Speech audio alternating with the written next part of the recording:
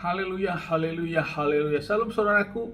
Ratapan 3 ayat 22 sampai 23. Sebab kebaikan Bapa Yahweh itu tidak pernah berhenti, rahmatnya tidak pernah berkesudahan, selalu baru setiap pagi. Kita kembali mengucap syukur, kita bisa bangun pagi kembali pada pagi hari ini. Sesungguhnya semuanya oleh karena kebaikan dan rahmat Bapa Yahweh dalam kehidupan kita, saudaraku. Renungan KPI Mayim Kaim pada hari Rabu tanggal 14 April 2021 atau pada tanggal 2 Yer 5781 ini, saudaraku, diambil dari kitab Imamat 19 ayat 1 sampai 2 yang merupakan kelanjutan terus pembacaan dan renungan Torah kita, saudaraku. Dan pada hari ini kita memasuki di dalam penghitungan Omer yang ke-17. Dikatakan demikian, dan berfirmanlah Yahweh kepada Mose dengan mengatakan, berbicaralah kepada seluruh jemaat Bani Israel dan engkau harus mengatakan kepada mereka, kuduslah kamu sebab aku Yahweh Elohimmu ini kudus. Saudaraku, perekop di dalam kitab Imamat 19 ini, saudaraku, berbicara tentang kesucian dalam perilaku pribadi. Kesucian dalam perilaku pribadi, saudaraku. Ini adalah perekopnya, di mana Bapa yang menghendaki dalam kita menjalani kehidupan kita ini, saudaraku, memiliki standar kekudusannya Bapa Yahweh. Bukan standar kekudusan manusia, saudaraku, tetapi standar kekudusannya Bapa Yahweh. Saudaraku, untuk mencapai hal ini, saudaraku, memang tentu sangat tidak mudah, saudaraku. Dan diawali tentunya kita harus mengetahui apa standarnya Bapa Yahweh itu untuk mencapai kekudusan itu, yang semuanya tentunya ada di dalam Torah ini, saudaraku, apa yang Bapa Yahweh daparkan. Sehingga menimbul pertanyaan, bagaimana kita melakukan standarnya Bapa Yahweh menuju kepada kesucian ini kalau kita juga tidak mau dengar-dengar firman Tuhan, saudaraku. Sehingga kita tidak tahu apa aturan-aturannya. Untuk itu, lewat renungan-renungan yang sudah kita lakukan, yang sudah kita dengar, yang sudah kita baca, saudaraku, itulah menjadi suatu standar untuk menuju kepada kekudusannya sesuai dengan standarnya Bapa Yahweh, saudaraku. Memang bila kita renungkan, saudaraku, apakah ada orang yang mampu untuk melakukan standar kekudusan sesuai dengan standarnya Bapa Yahweh, saudaraku? Dan kalau ini ditanya, maka saya percaya tentu bisa, karena Bapa Yahweh menyatakan hal ini, saudaraku. Namun tinggal tergantung kita manusianya untuk sungguh-sungguh atau tidak melakukan hukum-hukum Tuhan ini, saudaraku. Dan disinilah kita terus berjuang, saudaraku. Saudaraku dan saya sendiri juga kita sama-sama berjuang untuk menuju kepada arah yang Bapa Yahweh kehendaki tentang standar kekudusan ini.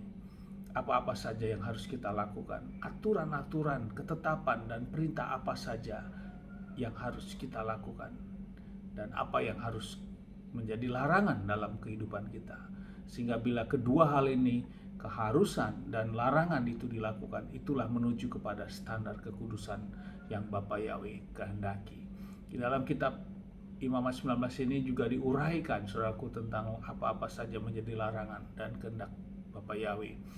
Namun, saudaraku, dalam kita menjalani kehidupan kita sekarang, di era sekarang ini, dengan berbagai penuh perjuangan dalam kita menjalani kehidupan, tentunya kita masih jatuh bangun, saudaraku, dalam iman kita, dalam kita melakukan kekudusan atau kesucian dalam menjalani kehidupan ini.